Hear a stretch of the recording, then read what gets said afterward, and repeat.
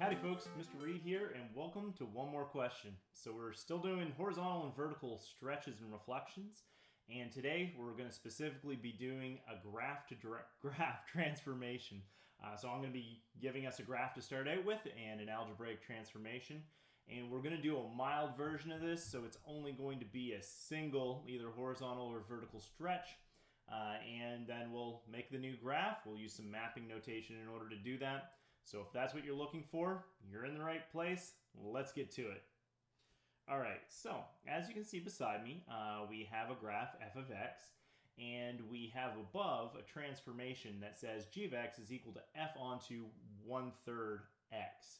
So this, let's put this up against our kind of general algebraic form, just talking about stretches. So if we have g of x is equal to a onto, a of f onto bx, then that would be kind of the basic algebraic form that will deal with only stretches.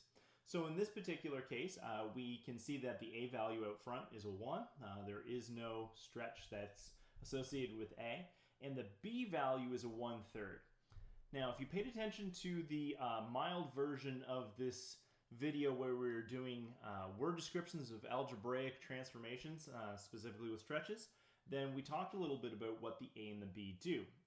If you kind of didn't see that, or you're not sure what's going on with that, the a on the outside is going to be a number that multiplies the function after it's done.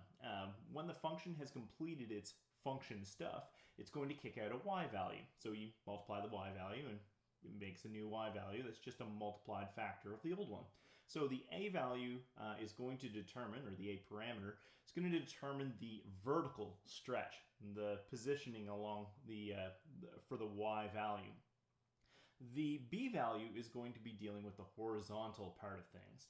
And we said that there's something a little peculiar going on here. So if you, for instance, multiply by 1/3, what that does is it takes an x value of, say, 6, and it turns it into an x value of 2.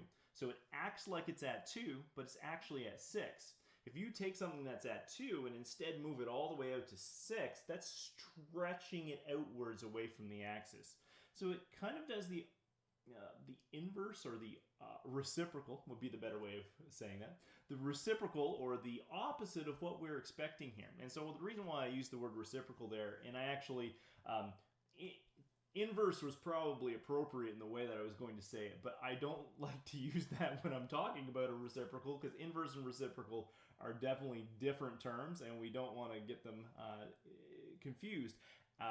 Just as a recap on that, reciprocal is talking about something in fraction form where you take the numerator and denominator and you flip them. And then an inverse is something that is an opposite operation to something else, or an inverse function you can even have. And actually, that's going to be one of my next topics that I do after this little transformation bit that we're working on right now. So, getting back on topic, the b value is actually the reciprocal of the horizontal stretch. So in this case, yes, the b value is 1/3, but that means that the horizontal stretch is actually a factor of 3, or 3/1. So what can we do with this? Well, we can take this and make a mapping notation.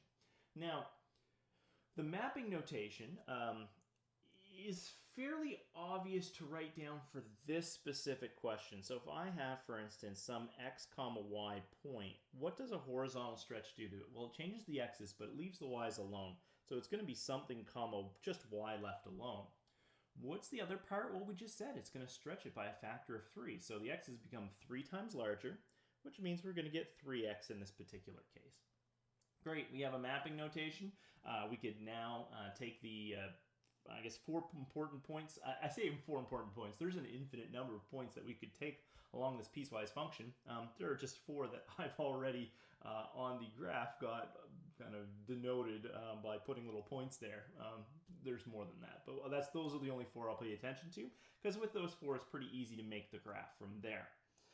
All right, but before I do that, I'm going to talk a little bit about how we could write this generally for stretches. So I haven't left myself a lot of room over there, but x comma y maps onto, and then this is the interesting part, because it's not bx, because that would multiply by 1/3 in this case, and we know that's not what we want it to do. It's actually always the reciprocal, the stretch factor, so we want it to be 1 over b times x, and then a times y, because we said the a value actually is just a multiplying factor for the vertical stretch. So the general mapping notation for only stretches would be 1 over bx and then a y. The x comma y maps onto that stuff. So let's go ahead and actually do the function that we are talking about right now, which is a 3 times stretch. So if I take the point, for instance, that's at -2, 3, where is that going to go? Well, that particular point is going to end up instead at -6, 3. And I'm just going to quickly write down the other 3 points, and then we're going to do the same transformation for those 3 as well. So that would be at -1, 2, and 1, 4, and 3, 4. Hopefully I got those ones right. And then those are all going to map onto, in our particular mapping notation, we've said that you just multiply the x by 3, because our mapping notation up here says 3x. So 3 times -1 is -3. 3 times +1 is +3, and 3 times 3 is 9. And what do we do with the y values? We leave them alone. So we're going to write down that 2, that 4, and that 4. All right, so now we just have to write the points down, play connect the dots, and we're done with this question.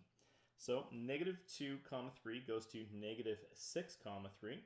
So that would be right here. -3, 2 would be right here. 3, 4 would be right here. Funny enough, it actually maps onto one of our old original points.